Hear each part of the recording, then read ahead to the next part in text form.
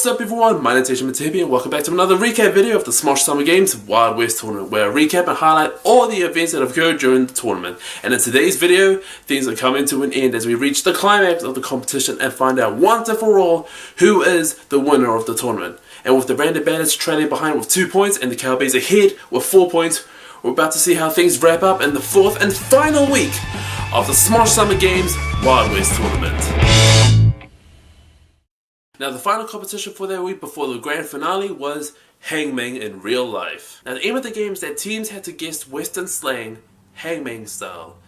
It could have been a place, could have been a name, it could have been a phrase. However, they had to get it within 4 guesses or else lose a point and have one of their own dunked into a tank and get whet.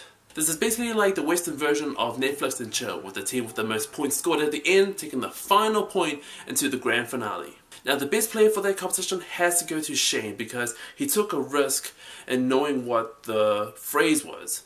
And personally myself, I could not have guessed this phrase, but he took one shot, one opportunity. I'm not going to quote the rest because it's overused anyways, and basically got them a point with one guess. We're going to go with Wyatt Earp. Ooh! And final answer! Oh! That was dumb and also right! Yeah!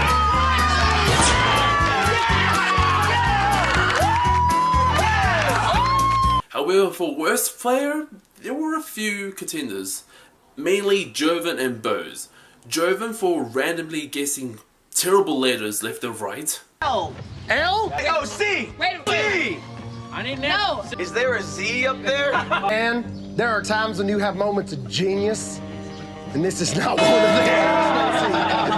them. And Bose for consistently wanting to solve when there was practically no letters up on the board. I mean, I give you credit for wanting to be the one to take the win, but Oh, can I solve? No. Yes.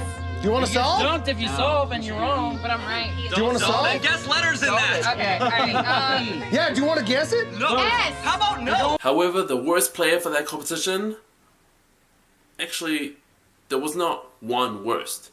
There was worst players because it goes to everyone, both the Randy Bandits and the Cowbaes, for having so in depth of a knowledge about Western culture and everything that the game went faster than expected and more anticlimactic. And the fact that they were able to get 3 rounds with complicated and difficult phrases and names and such, and the fact that they were able to get the first 3 rounds with complicated and difficult phrases and terms and such with ease, and yet when it came to the final round when it was just 4-lettered words, for some reason they could not guess it. You're all a bunch of sons of bitches. Yeah, I hate each and every one of your faces. However, the winners for the competition and taking the final point from the final game into the grand finale was no one. Both teams ended up with 3 points each. With neither team taking the final point of the competition, it was time for the Randy Bandits and the Cowbaes to face off in the grand finale relay race. Now how the relays race went was that one at a time teams had to go through an obstacle course which consists of the following: flipping flapjacks, gold digging, chugging a beer, non-alcoholic of course, and burping, lassoing a cow or kissing a cow, and taking revenge on one of the sheriffs by smashing a bottle over their heads. Noah, you suck at puzzles! You're right! After both teams had gone through, the team with the fastest collective time takes out the title and wins the Smosh Summer Games Wild West Tournament. Now I'm not too sure whether I explained this detail back when I was doing the first week coverage of the competition, but in case I didn't, let me cover it right here. For every point that a team has over their competition, it will give them a 5-second advantage when it comes to the grand finale. And since the Cowbaes have a 2-point lead against the Randy Bandits, that would mean that the Cowbaes had a 10-second advantage when it comes to the grand finale. In other words, once both teams had gone through the obstacle course and all the times were totaled up, 10 seconds was then added onto the Randy Bandits total time as a result of it. But before I go and announce the winners for their relay race and in general the winners for the entire competition, let's go through the awards ceremony and find out who got what. For the person who received the MVP award, and said MVP not MVP because MVP stands for the most valuable Buckaroo, It went to the person who won in the 50-50 shootout duel, was one of the only people to score in the Spittoon Spit Challenge, and once again got a perfect score in the belly flop competition. The MVP award went to Flitz.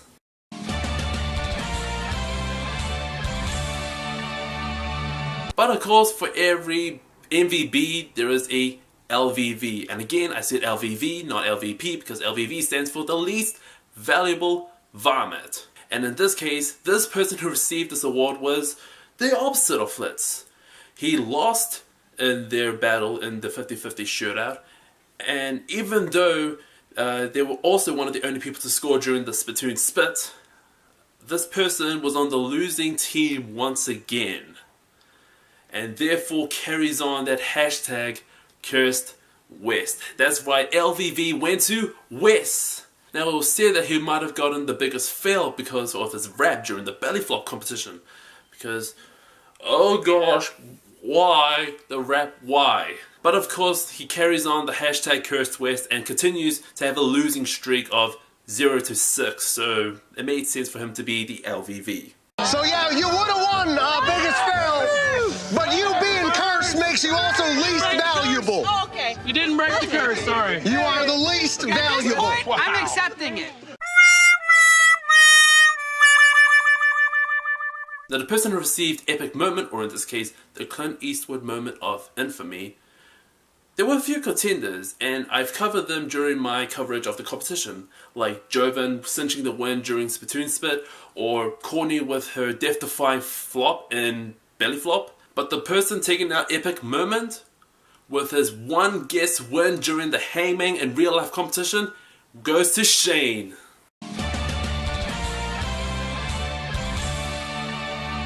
And of course, when there's Epic Moment, there's also Epic Fail, or You Died of Dysentery. And again, there were a few people who might have gotten this award.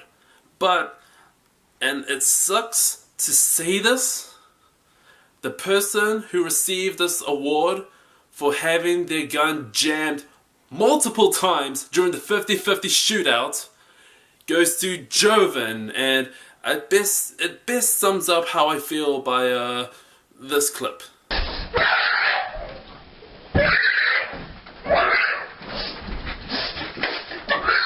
And most of social media agrees with me, and we're outraged over the fact that despite Jovan getting so many last minute wins for the Cowbaes, received the biggest fail award. LVP, the biggest fail.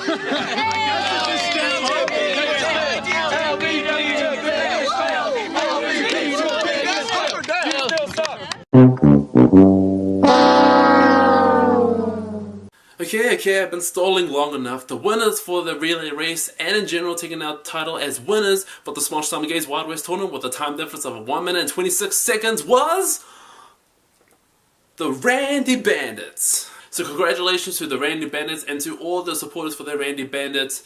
You guys put up a mean fight.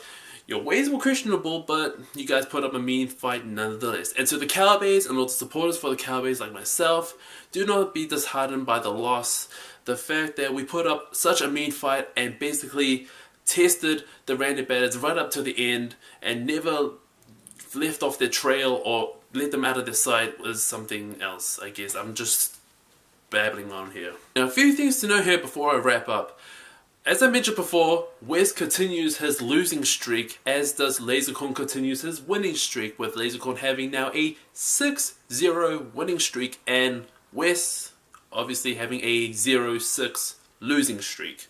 Also, another thing to note is that neither Keith, Mari or Courtney have an individual award, whereas Jovan leads with 5 individual awards, most of them being LVPs. And the final piece I want to cover, if you have not heard about this, I'm questioning it because it's been on for quite a while. It's not too recent, and I hate to be the bearer of bad news, but Sohinki and Lasercorn have announced that they'll be separating and departing from Smosh Games and going on to start off their own project called Toasted Ghost with Pam and Amy.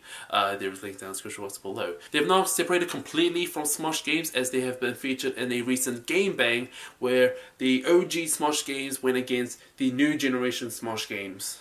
But that is all I have for you guys for this video and for this entire recap series. I hope you guys enjoyed it. This took a lot of effort and research to do. And please, if you enjoyed it, give it a thumbs up and let me know down in the comment section below. As well as letting me know what your favorite moment in the entire tournament was. Even if it was not a competitive one, let me know down in the comment section below. Are you as angry as I am over Joven not getting any MVPs or epic moments and just having LVPs and biggest fails stuck to him until the next tournament? Let me know down in the comment section below. And if you're interested in the kind of content I create, which includes skits and vlogs and challenges and recap videos and whatnot, I highly suggest you consider subscribing to this channel. If you want to check out the entire playlist of the videos regarding the coverage of the Smosh Summer Games Wild West Tournament, you can click on this video right here. And if you want to check out the entire playlist of all the videos regarding the Smosh Summer Games Wild West Tournament, including non-competitive ones, you can click on this link right here. But that is all I have for you guys for the series. Hope to see you guys in the next seasonal tournament in 2018. And until next time, I'll see you guys in the next video. Peace!